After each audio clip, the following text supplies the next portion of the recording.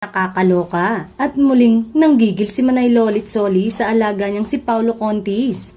Hindi pa rin siya matahimik dahil wala na naman nga sa Christmas Station ID ng GMA Network si Paulo. Si Paulo ay co-manage ni Manay Lolit sa Management Division ng Kapuso Network. Nagtataka talaga si Manay Lolit kung bakit hindi included si Paulo sa Christmas Station ID ng Kapuso Network. Bakit hindi kasama si Paulo sa station ID ng GMA? Dapat kasama si Paulo. Iniimbestigahan ko talaga kung bakit wala si Paulo. Naluloka ako. Malalaman ko rin kung bakit hindi isinali si Paulo, say ni Manay Lolit. Sabi naman ni Manay Lolit, hindi siya basta mga away. Magwawala habang hindi pa natatapos ang investigasyon niya. Noong una, may mga netizen din kasi na nagsabing wala nga raw sa GMA Station ID si Paulo. Pero at least, nalinaw ni na Miss Lilibet at Tracy ang maling chika.